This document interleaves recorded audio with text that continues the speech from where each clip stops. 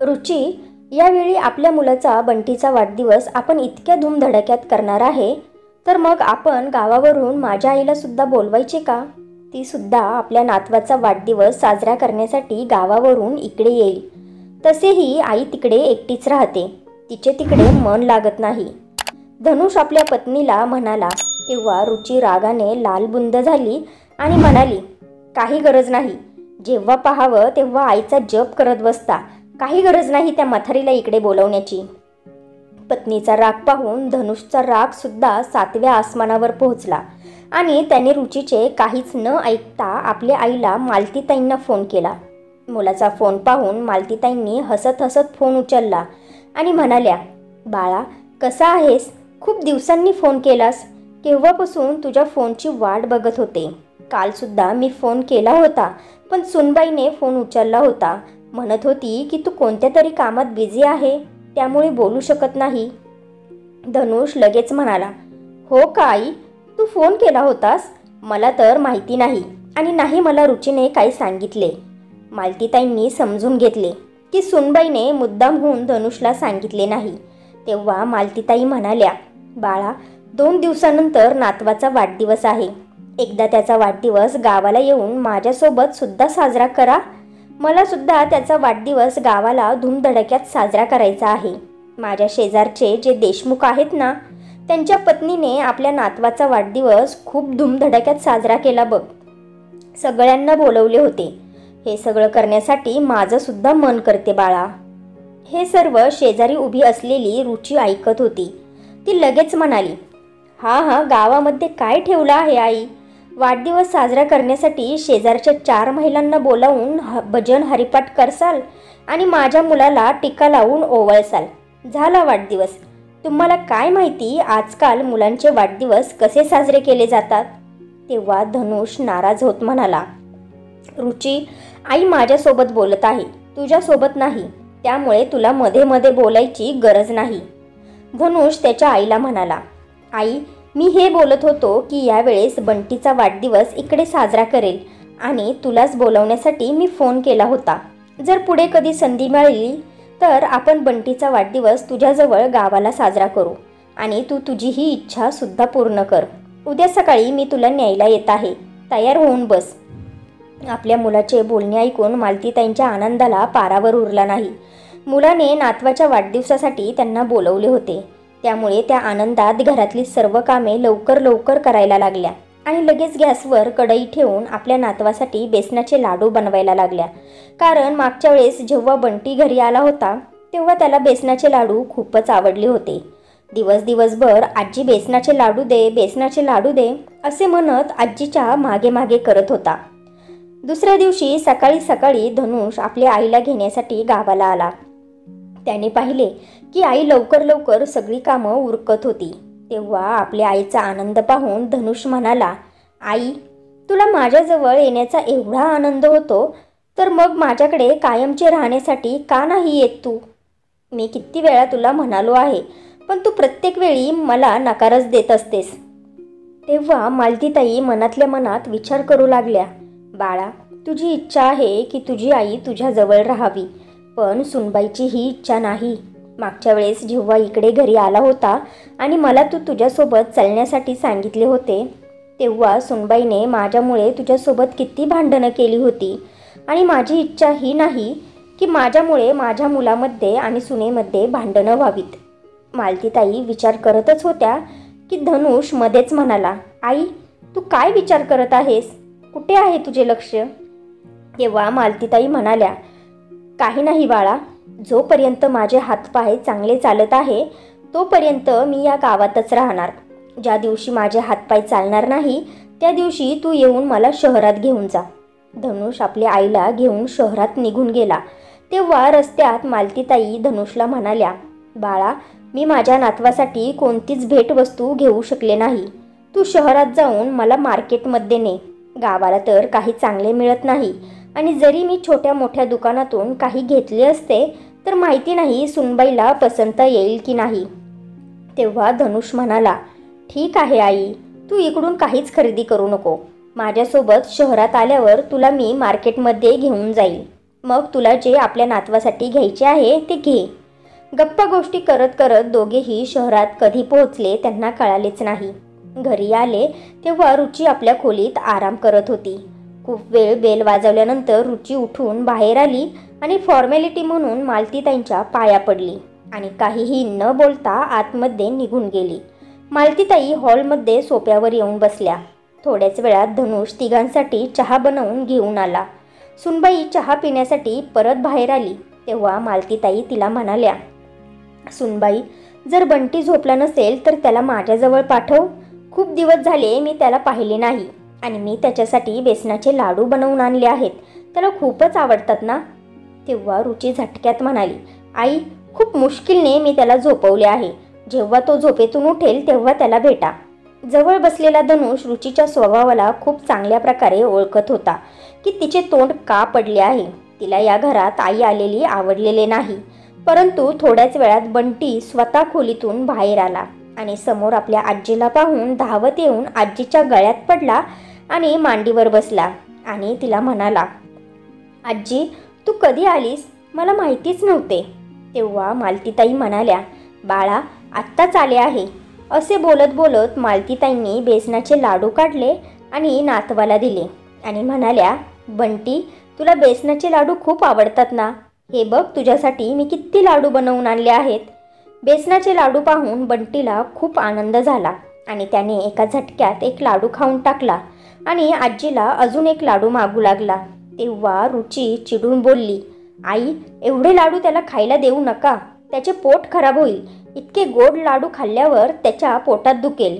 असे बोलत बोलत रुचीने बंटीच्या हातातले दोन्ही लाडू हिसकावून त्या डब्यात पुन्हा ठेवले आणि त्याला ओढत ओढत खोलीत घेऊन गेली. बंटी रडू लागला. धनुषसुद्धा त्यांच्या मागे खोलीत गेला.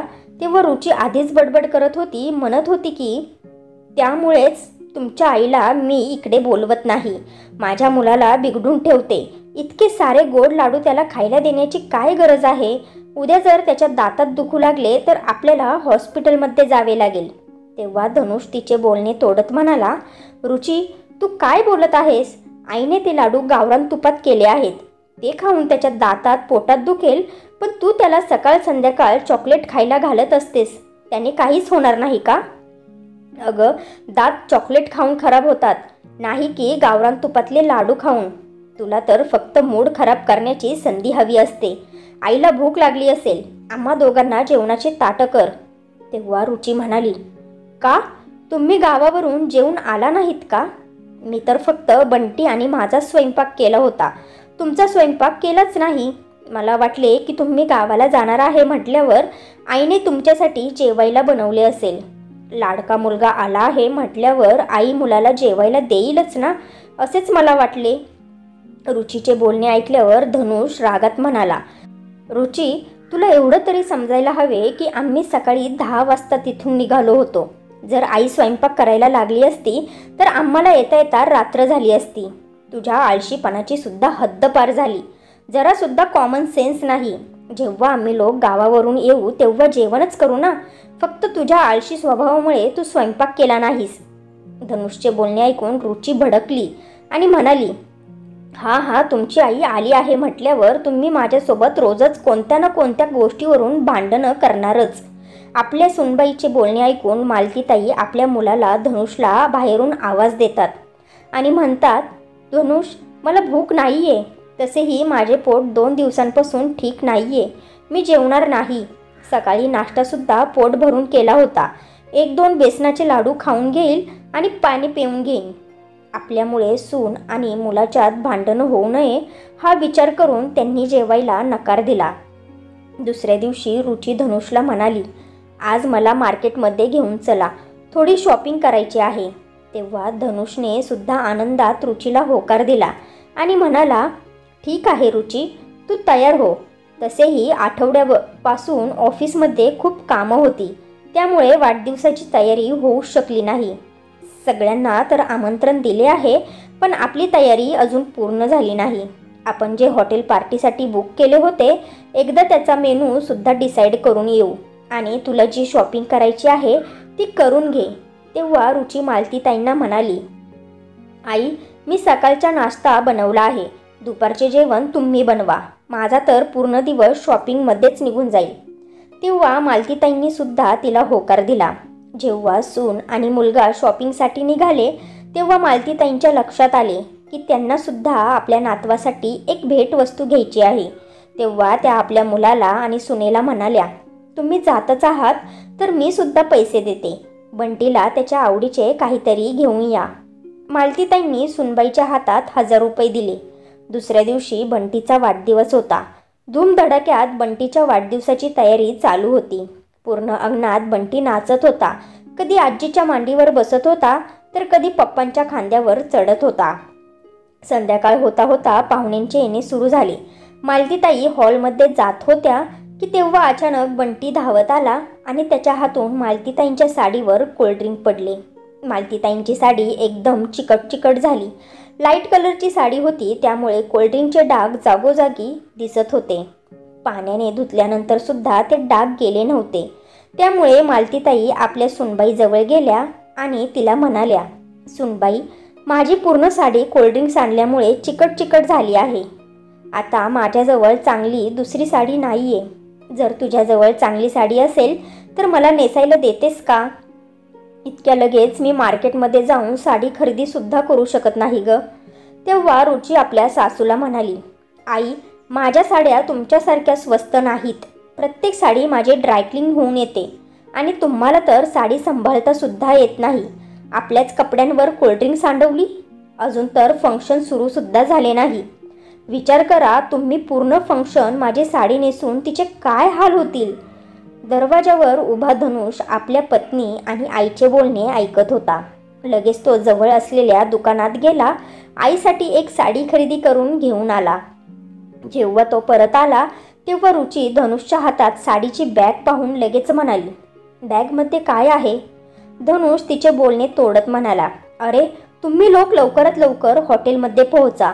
तिकडे सगळे नातेवाईक आले आहेत आणि त्यांचे स्वागत करण्यासाठी तर कोणीतरी हवे ना. आपण दोघे अजूनही इथेच आहोत. हे चांगलं वाटत नाही. असे बोलून धनुषने रुचीला लगेच कारमध्ये बसवले आणि आपल्या हातातली बॅग आपल्या आईच्या हातात दिली आणि म्हणाला, आई, लगेच ही साडी नेसून तयार हो. तुझ्यासाठी मी नवीन साडी घेऊन आलो आहे. हे सगळं रुची कारमधून बघत होती. तिला समजायला वेळ लागला नाही. ती रागाने लालबुंद झाली आणि कारमधून उतरून सरळ आतमध्ये निघून आली आणि बॅगेतून साडी काढत म्हणाली, धनुष, आईसाठी नवीन साडी खरेदी करून घेऊन आलात आणि एकदा सुद्धा मला विचारले नाही. कायमच तुम्ही फक्त आई आई करत असता. जर आपल्या आईसाठी सगळं काही करायचं होतं तर माझ्यासोबत लग्न का केले? जर आईचं सगळं ऐकायचं होतं तर माझी काय गरज होती धनुष? तिचे बोलणे ऐकून धनुष म्हणाला, रुची, हे तू काय बोलत आहे? तुझी जागा वेगळी आहे आणि माझ्या आईची जागा वेगळी आहे. मी तुला कोणतीच गोष्ट खरेदी करण्यासाठी नकार दिला नाही. काल तुला जेवढं खरेदी करायचं होतं मी तुला सगळं काही खरेदी करून दिले होते. सांग बरं, तुला एकदा तरी मी नकार दिला का? आज जेव्हा मी काही पैशांनी आईसाठी साडी खरेदी करून आणली तर तू इतकी राग करत आहेस. आणि तसे तर काल तू 20,000 रुपयांची शॉपिंग करून आली आहेस. आईसुद्धा तुला काहीच बोलली नाही. रुची, हे घर आहे. घरात आरामात राहायला शिक. प्रत्येक गोष्टीमध्ये कंपॅरिझन करायचं बंद कर. आई आई असते आणि पत्नी पत्नी असते. मी दोघांची कर्तव्य चांगल्या प्रकारे निभावण्याचा प्रयत्न करत आहे. जर तुझ्यासाठी काही करण्यात मी कमी पडत असलो तर मला तक्रार करत जा. इतक्या चांगल्या मुहूर्तावर सुद्धा मुलगा आणि सुनेत पुन्हा एकदा वादविवाद होऊ लागला. हे पाहून मालतीताईंना खूप वाईट वाटत होते आणि साडीला दुसऱ्या बाजूला ठेवत त्या धनुषला म्हणाल्या, बाळा, आता माझ्या अंगावरची साडी सुकली आहे. आता मला याची काहीच अडचण नाही. तू ही नवीन साडी सुनबाईला दे. तेव्हा धनुष लगेच म्हणाला, नाही आई, ही साडी मी तुझ्यासाठी आणली आहे आणि तुलाच नेसावी लागेल. इतके सारे पैसे तर मी कमावतो, मग मला एक साडी खरेदी करण्यासाठी सुद्धा माझ्या पत्नीला विचारावे लागेल का? जेव्हा मी पत्नीसाठी लाखो रुपयांची शॉपिंग करतो तेव्हा तू तर काहीच बोलत नाहीस. ही गोष्ट या रुचीला समजायला हवी. मी आनंदाने तिच्या सगळ्या इच्छा पूर्ण करत असतो. हे तिला दिसत नाही का? आईसाठी एक साडी खरेदी करून आणली तर तिला लगेच खटकले. आई, रुचीला तिचा स्वभाव बदलावा लागेल. आई, मला तिचे हे नेचर अजिबात आवडत नाही. धनुषचे बोलणे ऐकून रुची पाय आपटतच तिथून निघून गेली. तेव्हा मालतीताई विचार करू लागल्या की आपल्यामुळेच आपल्या सुनेमध्ये आणि मुलामध्ये भांडणं झाली. नातवाचा वाढदिवस होताच आपण आपल्या गावाला परत निघून जाऊ. आता इथे थांबायचं नाही. पण इकडे त्यांच्या मुलाने तर त्यांच्यासाठी काहीतरी वेगळाच विचार करून ठेवला होता. धनुष एक समजूतदार मुलगा होता. तो आपल्या पतीच्या कर्तव्याला सुद्धा चांगल्या प्रकारे समजत होता आणि सोबतच आईचा मान सन्मान करणे सुद्धा त्याला चांगलेच माहिती होते. कोणी एकीला खुश करण्यासाठी त्याला दुसरीला दुःख द्यायचे नव्हते. त्यामुळे त्याने मनातल्या मनात रुचीला धडा शिकवण्याचा निर्णय घेतला. कारण रोजच्या या छोट्या मोठ्या गोष्टींमुळे तो खूप दुःखी झाला होता. बंटीची बर्थडे पार्टी खूपच धूमधडाक्यात साजरी केली. परंतु रुची पूर्ण पार्टीमध्ये आपल्या सासूवर रुसून बसली होती. त्यांच्याशी ती काहीच बोलली नाही त्यांच्याशी ती व्यवस्थित बोलत होती आणि नाही जेवणासाठी त्यांना विचारत होती. दुसऱ्या दिवशी मालतीताई आपल्या मुलाला म्हणाल्या, बाळा, आता बंटीचा वाढदिवस झाला आहे. आता मला गावाला जाण्याची इच्छा होत आहे. मला गावाला नेऊन सोड. सासूबाईंचे बोलणे ऐकून रुचीला खूप आनंद झाला. परंतु धनुष म्हणाला, आई, गावाला जाऊन तू काय करणार आहेस? आता तुझे वय झाले आहे. तिथे तुला पाहण्यासाठी कोणीच नाही. जर कधी तुझी तब्येत खराब झाली तर तुला औषध पाणी द्यायला सुद्धा कोणीच नाही. तू आता कुठेच जाणार नाही. माझ्याजवळच शहरात राहशील. आता तुझा मुलगा आणि सून आहे म्हटल्यावर तुला गावाला एकटीला राहण्याची काय गरज आहे? धनुषचे बोलणे ऐकून रुची रागाने पुन्हा लालबुंद झाली आणि म्हणाली, यांना गावाला राहण्यात काय अडचण आहे? आपण आत्ताच आपल्यासोबत आईला इथे ठेवू शकत नाही. तेव्हा धनुष सुद्धा रागाने म्हणाला, मी आईला गावाला परत जाऊ देणार नाही. हा माझा शेवटचा निर्णय आहे रुची. धनुषला एवढं रागात पाहून रुची थोडी शांत झाली. कारण या अगोदर तिने धनुषला एवढ्या रागात कधीच पाहिले नव्हते. धनुष त्याच्या आईचा हात पकडतो आणि तिला खोलीत घेऊन येतो आणि म्हणतो, आई, तुला तर ताप आला आहे. तू तापाने किती फणफणली आहेस आणि तुम्हाला सांगितले सुद्धा नाही.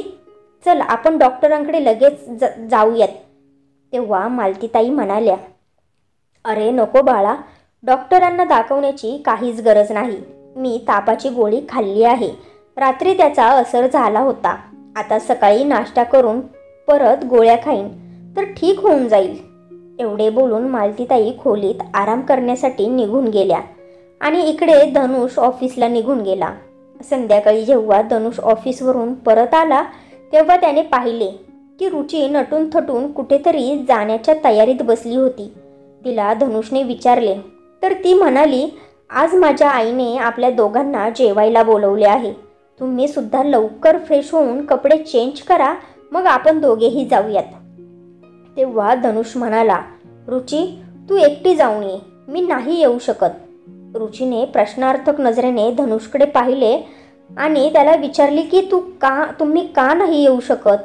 तेव्हा धनुष म्हणाला, रुची, तुला दिसत नाही का आईची तब्येत ठीक नाहीये.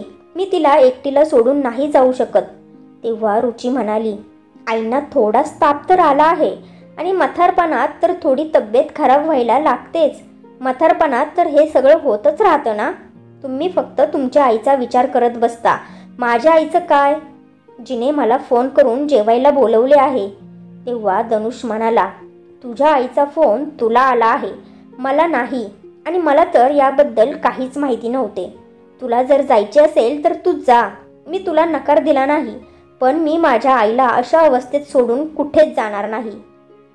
एवढे बोलून धनुष आपल्या आईच्या खोलीत त्यांच्या तब्येतीविषयी विचारण्यासाठी निघून गेला. रुची तर सकाळपासून भडकलीच होती आणि आता तर धनुषने जेव्हा तिच्या आईच्या घरी जेवायला जाण्यासाठी नकार दिला तर तिचा राग 7व्या आसमानावर गेला आणि ती रागाने म्हणू लागली, जर मला माहिती असते की तुम्ही तुमच्या आईचा एवढा मोठा चमचा आहे तर मी तुमच्यासोबत लग्नच नसते केले. आयुष्यभर माझ्या आईजवळच राहिले असते. काय गरज होती माझ्यासोबत लग्न करण्याची? जर पूर्ण वेळ आईच करायचं होतं. आणि माहिती नाही दोघेही खोलीत काय काय गप्पा मारता. नक्कीच माझ्याबद्दल वाईट साईड बोलत असणार. जेव्हापासून तुमची आई आली आहे तेव्हापासून मला तुम्ही कमीच वेळ देता. रुचीचे बोलणे ऐकून धनुषसुद्धा भडकून बाहेर आला आणि जोरजोरात म्हणाला, हे काय बोलत आहे रुची तू? जर मी माझ्या आईसोबत थोड्या वेळ बोललो तर तुझे तोंड का पडते? आणि कायमच तुला हेच वाटते की मी आईसोबत बोलायला गेलो तर आई तुझ्याबद्दल मला वाईट सांगते आणि मी सुद्धा तुझ्याबद्दल वाईटच बोलतो. अगं, तुझ्याशिवाय सुद्धा मला खूप सारी कामं असतात. मग तुझ्याबद्दलच मी का बोलत बसेल? रुची, मला फक्त तुला एवढे सांगायचे आहे की आईची तब्येत ठीक नाही आहे. मी तिला एकटीला सोडून कुठेच येणार नाही. त्याच वेळेस मालतीताई खोलीच्या बाहेर येतात आणि आपल्या मुलाला धनुषला म्हणतात, बाळा, माझ्यासाठी तिच्याशी का भांडत आहेस? तिच्यासोबत का नाही जात? आता माझी तब्येत ठीक आहे. पहा. आईच्या हट्टामुळे धनुष रुचीसोबत तिच्या माहेरी जातो. रात्री 10 पर्यंत दोघेही पती पत्नी आणि बंटी घरी आले.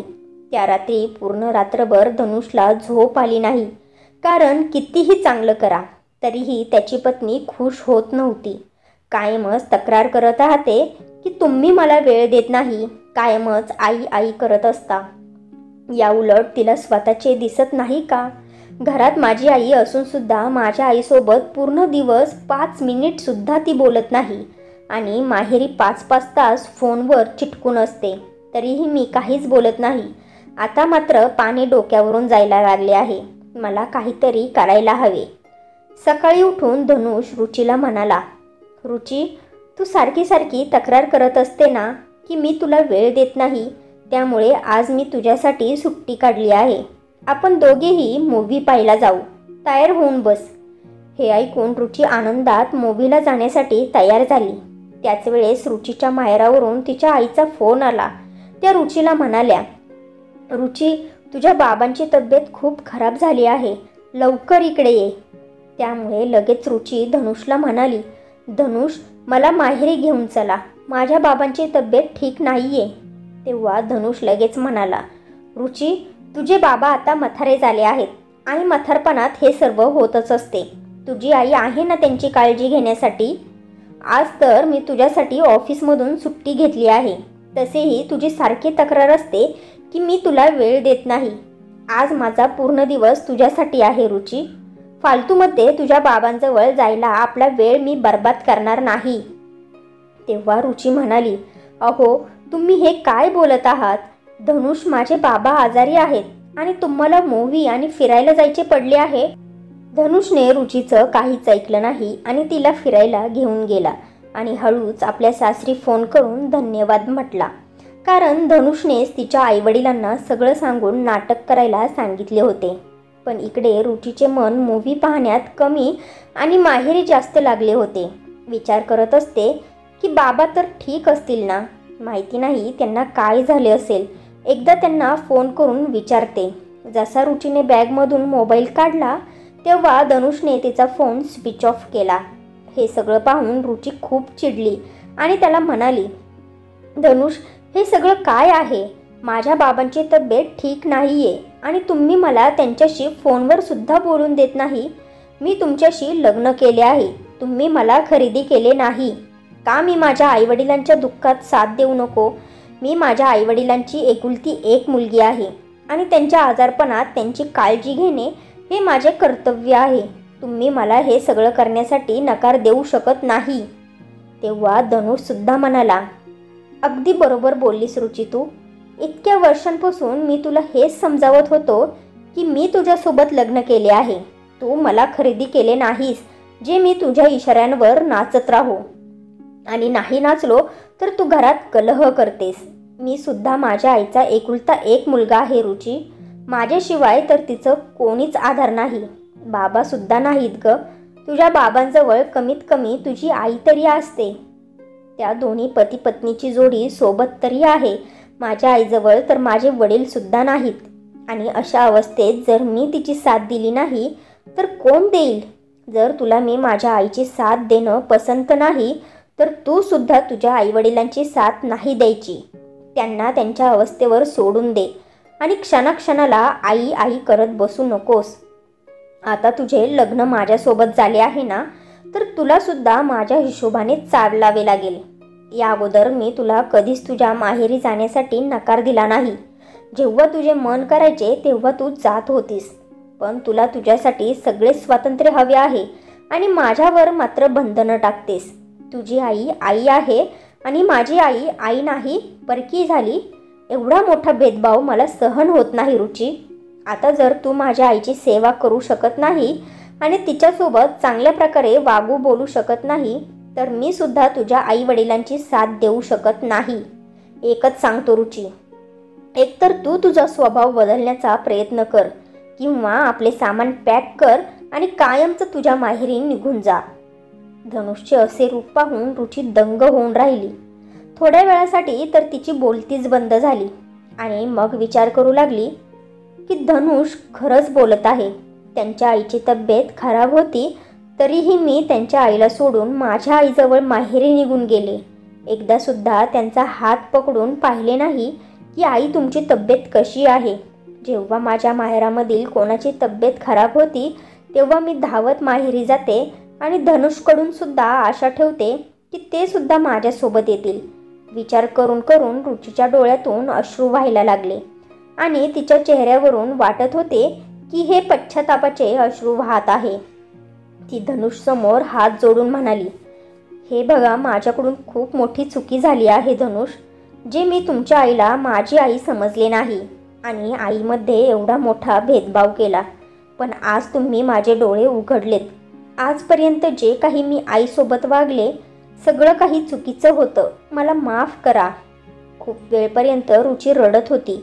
तेव्हा धनुष म्हणाला, रुची, तुला हेच मला समजवायचे होते की तू मला वाईट वाटत नाहीस. तू सुद्धा मला खूप आवडतेस. पण आईने सुद्धा मला जन्म दिला आहे. मग मी आईला कसे एकटीला सोडू शकतो? जशी आई पत्नीची जागा घेऊ शकत नाही, अगदी तसेच पत्नीसुद्धा कधीच आईची जागा घेऊ शकत नाही. त्यामुळे माझ्यासाठी तुम्ही दोघी खूप महत्त्वाच्या आहात आणि फक्त हीच गोष्ट मला तुला समजवायची होती. आणि आता तुला हे सगळं काही समजले आहे, तर आता चल लवकरात लवकर जेवण संपव आणि मग तुझ्या माहेरी जाऊ. बाबांना भेटून येऊ. त्यांना काय झाले आहे ते पाहू. धनुषचे बोलणे ऐकून रुचीने लवकर जेवण संपवले आणि आपल्या माहेरी धनुष सोबत गेली. तिने आपल्या माहेरी पाहिले की धनुष किती प्रेमाने तिच्या वडिलांचा हात पकडून डॉक्टरांजवळ घेऊन जात आहे. त्यांची पूर्ण काळजी घेत आहे. कधी औषध देण्यासाठी धावत आहे तर कधी बाबांच्या डोक्यावर प्रेमाने हात ठेवत आहे. हे सगळं पाहून रुचीचे डोळे अश्रूंनी भरले की मी किती चुकीची होते, किती भेदभाव करत होते. धनुषने कधीच माझ्या आईवडिलांसोबत भेदभाव केला नाही. मला सुद्धा खुश ठेवण्याचा प्रयत्न केला, पण मी त्यांना समजण्यात खूप उशीर केला. जेव्हा धनुष रुचीच्या वडिलांना डॉक्टरांना दाखवून आला तेव्हा रुची धनुषला म्हणाली, धनुष, आता बाबा ठीक आहेत. चला आता आपण घरी जाऊयात. तेव्हा धनुष तिला म्हणाला, तुला जर आपल्या आईबाबांजवळ राहायचे असेल तर तू राहू शकतेस. मी घरी एकटाच जातो. तेव्हा रुची म्हणाली, नाही धनुष, बाबांची तब्येत आता ठीक आहे आणि त्यांच्यासोबत आई आहे. मी तुमच्यासोबत घरी येते. त्यानंतर दोघेही तिथून जायला लागतात. रुची कारमध्ये बसते आणि धनुष पुन्हा रुचीच्या आईवडिलांकडे घरात येतो आणि त्यांचे आभार मानतो. तेव्हा रुचीचे आईवडील म्हणतात, जावई बापू, आभार मानायची गरज नाही. आमच्या संस्कारात काहीतरी कमी राहिली. आपण हे नाटक केल्यामुळे रुचीचा स्वभाव बदलला, हेच आमच्यासाठी खूप आहे. आता जा पटकन, नाहीतर ती पुन्हा आत येईल. धनुष त्यांचा निरोप घेऊन निघतो. रस्त्यात एक फळांची हातगाडी पाहून रुचीने धनुषला गाडी थांबवायला सांगितली आणि तिथून आपल्या सासूबाईंसाठी फळं खरेदी करून आणली. हे पाहून धनुषला खूप आनंद झाला. जसे ते घरी पोहोचले तेव्हा रुची सरळ मालतीताईंजवळ त्यांच्या खोलीत गेली.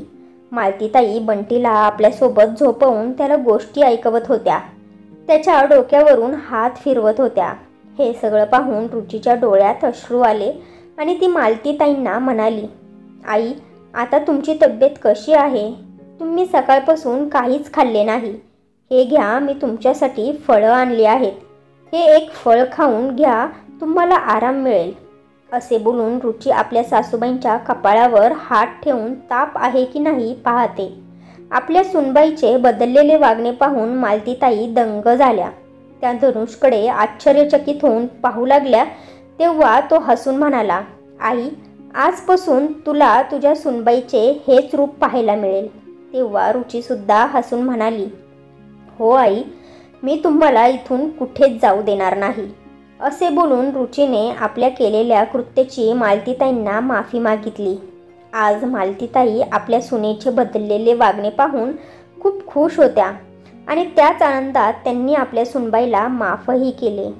सगळे लोक घरात गुण्यागोविंदाने राहू लागले.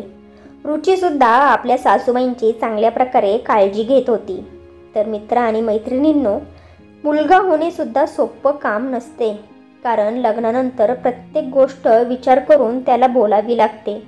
जर आई नाराज झाली तर, जर पत्नी नाराज झाली तर त्याला सगळं पाहावे लागते. तर मित्र आणि मैत्रिणींनो, धनुषने घेतलेला निर्णय तुम्हाला कसा वाटला मला कमेंट करून नक्की सांगा. तर फ्रेंड्स, तुम्हाला ही स्टोरी आवडली असेल तर व्हिडिओला लाईक करा आणि आपल्या नात्यांचा स्पर्श या चॅनेलला सबस्क्राईब करा आणि बेल आयकॉनवर क्लिक करून ऑलवर सेट करा, म्हणजे पुढची व्हिडिओ तुम्हाला लगेच मिळेल. धन्यवाद.